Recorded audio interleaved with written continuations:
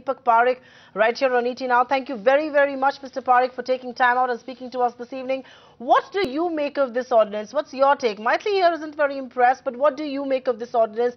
This in some sense gives the parliament's backing to these bankers, because the elephant in the room was NPAs, and we may say whatever, but the bankers were not taking decisions because these are discretionary decisions and they can be hauled up for this, they can be haunted for this many years after they've hung up their boots in services, and which is why, perhaps giving them a legislative legitimacy, changing the Anti-Corruption Act and all of that will come in time. But the fact is that this is an ordinance. This will get the approval from Parliament. So what do you make of the ordinance and the details that we know right now? Your first take. Well, my view is it's a step in the right direction. Tackling NPAs has become paramount importance to the Indian economy, leave alone the banking sector. It is a major issue when international rating agencies look at India's rating. So we have to tackle the issue of NPAs head on.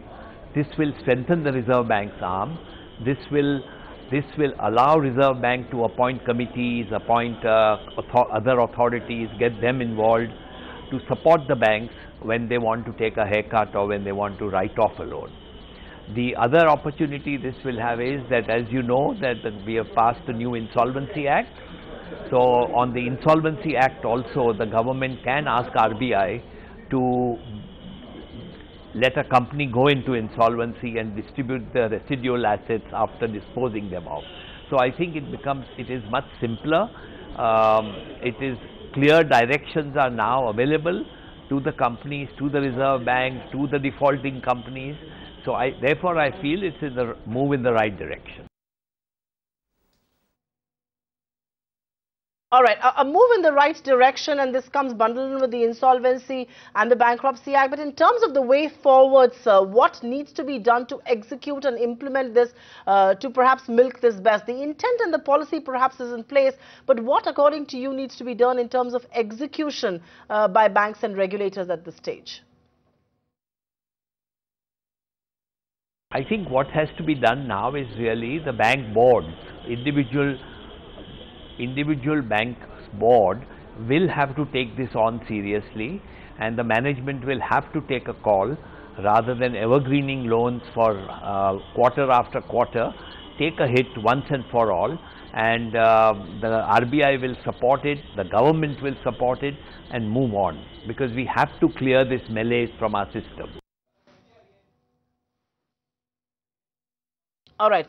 I take your point about clearing the malaise from the system, sir. But Mr. Parekh, do you believe this perhaps, given the circumstances, is the best alternative to a bad bank? I mean, I know different sections of the government have had a view on the bad bank. So Arvind Subramanian on one hand believes they should be a bad bank. Arvind Panagaria on the other hand believes it should be the private ARCs given the way forward. But do you believe this was the best alternative to what many considered to be the solution, which was a bad bank? Clearly, because the focus is going to be on the top 35-40 distressed accounts, and if RBI is going to give specific directions and tell the banks to do what they may, we may differ on whether it should or should not, but if it is authorized to, then I'm sure they're not going to look at a whole host of assets and accounts. They will perhaps just look at 35-40 distressed accounts at this stage.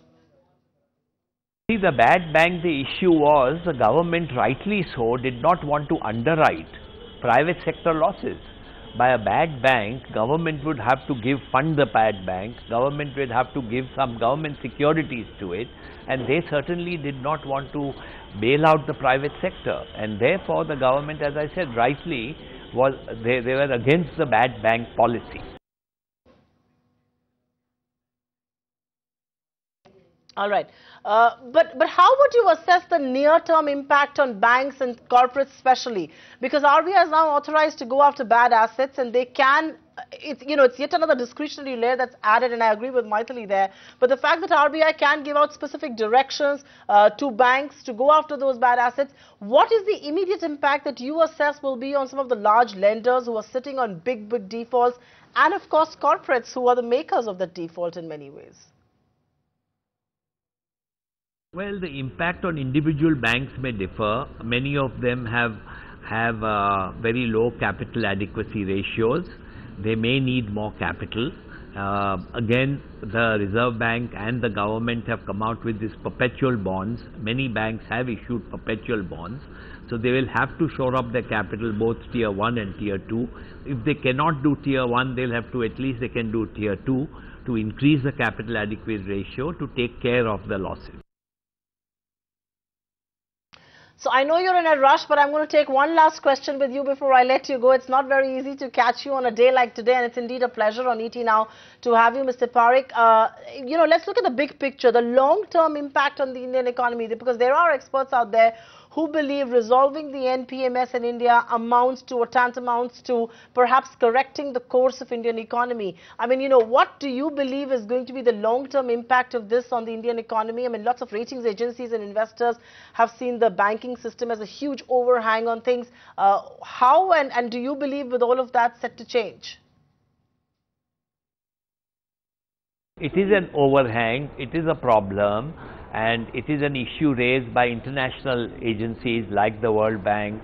It is a problem raised by the rating agency. This is hampering our upgrade, and so this will certainly go a long way in improving India's